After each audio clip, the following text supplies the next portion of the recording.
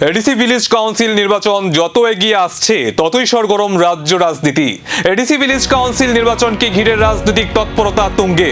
এরই মধ্যে রাজ্যপালের সঙ্গে সাক্ষাৎ করলেন তিপ্রামথা পরিচালিত এডিসির মুখ্য কার্যনির্বাহী সদস্য রুনিয়েল দেববর্মা এবং কার্যনির্বাহী সদস্য সিকে জামাতিয়া।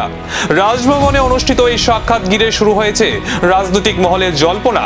সূত্রের খবর, আসন্ন এডিসি ভিলেজ নির্বাচন এবং রাজ্যের আলোচিত ডিজি অনুরাগ মৃত্যুর বিষয় নিয়ে রাজ্যপালের সঙ্গে আলোচনা করেন এডিসির প্রতিনিধিরা।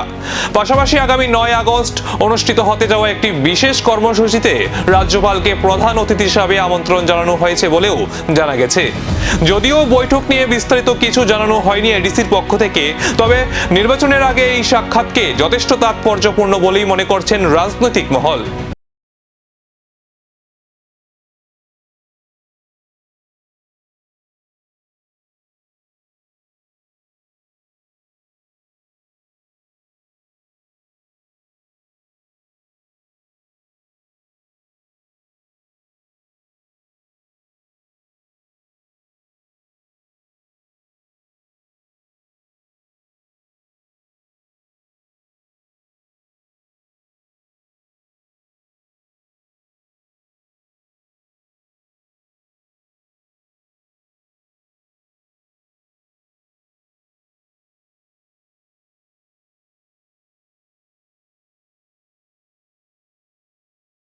নির্বাচনের আগে রাজভবনে এডিসির এই বৈঠক, তবে এর পেছনে রাজনৈতিক সমীকরণ কি সেদিকেই এখন নজর সবার।